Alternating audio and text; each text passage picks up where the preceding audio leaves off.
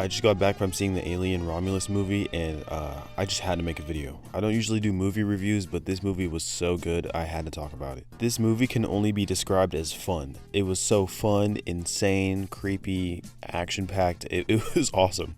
I'm going to try to avoid as many spoilers as possible, but eventually I'm going to have to say something, and I'll let you guys know when. Even from the very beginning, I knew this movie was going to be good. The set design, the props, all of the background, even 10 minutes in when it introduced the main characters, I just knew, oh my god, this movie's going to be good. And honestly, just off the bat, I want to talk about David Johnson's performance as Andy, because oh my god, like this dude played the perfect role. In the first 5 minutes of the movie, we learn that there's a character named Andy, and Andy is a synthetic robot that is friends with the main character. And she kind of sees him as a brotherly figure, but he's adoptive and also he's synthetic, so yeah. But this dude, David Johnson, I don't know how he nailed the performance of a synthetic so well. It is every single thing he does makes it seem robotic, but also emotional in the same way. Now, there is a scene about 20 minutes into the movie that I'm not gonna say, but once you watch it, you'll know what I mean.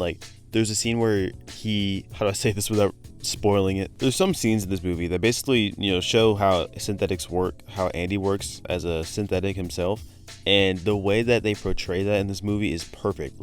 Everything seemed so robotic, and it really did seem like this character Andy was someone that we could both fall in love with, but also not like because he's a synthetic or robot. I mean, this dude literally seemed like the most emotional synthetic I've ever seen in all of the Alien franchise, but then some part into the movie, he just changes his demeanor completely. Again, no spoilers, but there is a kind of a part where he kind of changes his mind, his personality, and his body language, the actor's body language with that part is just insanely good. I don't even know how to explain it. And then of course, Kaylee's performance in this movie is insane. It's really good. A lot of people online are already talking about the comparison for her and Ellie from Last of Us, and that she should have been casted for Last of Us, which I completely agree. I think that she would have made a great performance for Ellie. But even in her recent roles like Civil War and Priscilla, she's just been killing it. It's really good. Honestly, between her and Andy, I think they were the two characters that I really did fall in love with. Everyone else in the cast were pretty good, but they were obviously written to a point where they weren't so four-dimensional. Because a lot of the other cast members, they do have really, really good performances, but it's just it's the writing that makes it seem like they aren't that important to the story, and I feel like it's on purpose. The cinematography in this movie is really good. It's nothing stellar, it's just pretty good, not too bad. I think Alvarez's style really popped out with this movie. You can tell there's a lot of drone shots in this movie, a lot of still shots that just work, a lot of close-ups as well. The movie used a lot of the concrete film aspects for directing, and I feel like the way they did it is just perfect. It's completely fine. There's nothing stellar, there's nothing bad. It just works. What I did love the most about the cinematography in this movie is the amount of full shots in this movie that would have something moving in the background, and that was just completely terrifying, but I loved it so much. I mean, yeah, film wise it was a good watch, but I keep saying there's nothing stellar, so there's nothing that's gonna really pop out to you. There's no crazy film shots, but everything works perfectly. However, the set design in this movie is really, really, really good. If you ever played Alien Isolation, this is exactly what this movie feels like. I even think someone pointed out online that one of the save points from Alien Isolation is in the movie, which I think that's really cool. But it really did feel like you could follow the characters correctly through this movie, and you could kind of mentally map out where they were going, and it was fun to follow along with the characters and then also not be confused about where they are in the ship. But yeah, they really did kind of capture this perfect atmosphere of Romulus and create this set that looked extremely real. It didn't really feel like everything was CGI'd in like a Marvel set. It kind of just looked like, wow, you can go around and touch everything in this room. It looked like I could go up and grab something from the screen. That's how well the set design was made. Story-wise, this movie was good. It was good. I will say it was good. It's like if you went to go see a Scream movie or Evil Dead, and then you expect a story-rich movie. You don't go in expecting that. Romulus does have a good story for the beginning, but it kind of doesn't matter story-wise in the Alien universe, and then also on top of that, it isn't really made for a story. It's kind of an action-packed horror movie that you just watch for fun.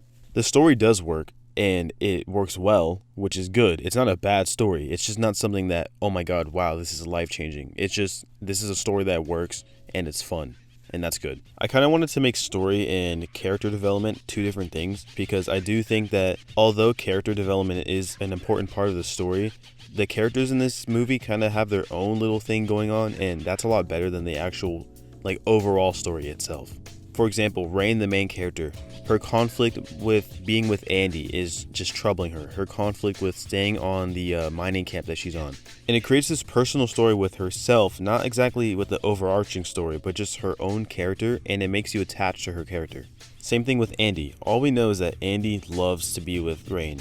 He knows that he has to protect her, that he has to care for her, and that they're going to protect each other. But when Rain gets accepted into this mission, he knows that it's troubling for him and Rain, so he doesn't know what to do with himself. It's obviously not a lot of story. It's not a crazy amount of character detail and lore and all this other crazy stuff, but it's enough to get attached to the characters, and that's good enough. It also sets this kind of emotional barrier and also plot barrier for the main story.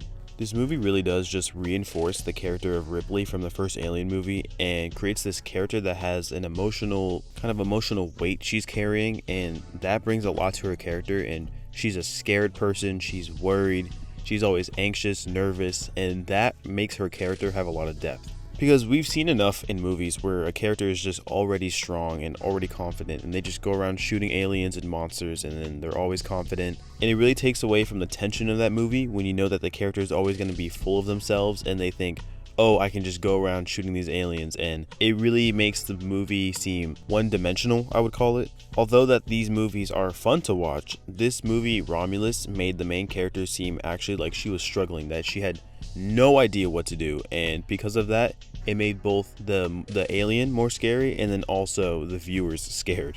Again, no spoilers, but there is a scene in this movie where she is kind of completely vulnerable, and in that scene you can see that she actually has no idea what to do. She's completely scared, she's helpless, and even then she still finds a way to just bring her self-confidence, and because of that, it makes the movie more enjoyable and then more understandable. And finally, I'm going to go over the most important aspect of this movie, which is the horror and alien design. So I'm going to go ahead and say that this movie was very intense, but personally, as someone who watches a lot of horror movies, it wasn't that scary. There was a lot of scenes that were just, oh, that was pretty jumpy.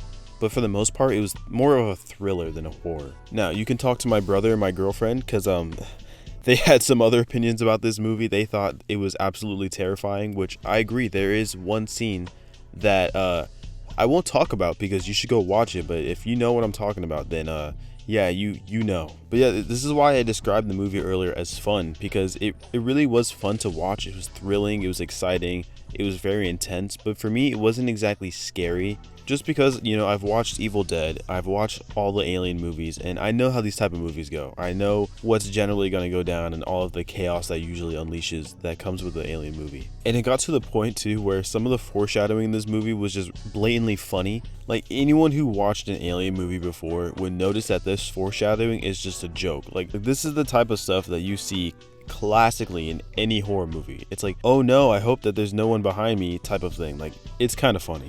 Just real quick, this is minor spoilers, but there's one character in this movie that she's pregnant, and there's a scene about really early in the movie where she says, wow, I hope this baby sees the light of day. And I just laughed because, like, you just know stuff is going to go down. Obviously, the xenomorph design in this movie was really cool, really detailed, and I feel like this was just a great honor to the other Alien movies. Like I said, there's nothing exactly new about these xenomorphs, but it was the fact that they took the old design and they decided to reinforce all of the tiny little details that they couldn't do, you know, like 20 years ago. They were creepy, crawly, and slimy. Everything about it was just perfect. Except, I'm going to say, like, on one of the xenomorphs, their lip was just moving kind of funny. It just made me laugh, but it was cool. It was really cool. And then I would kind of say the main focus, the face huggers in this movie, oh my god, they were just done perfectly. Everything about it was just creepy. The faces that my brother made when the face huggers were in this movie were just so funny. They were just so slimy and long and weird to watch. It was just perfect. And I'm probably going to show it on screen, but I remember there was a prop video of one of the drone things they made for the face huggers, and it just looks so realistic and creepy.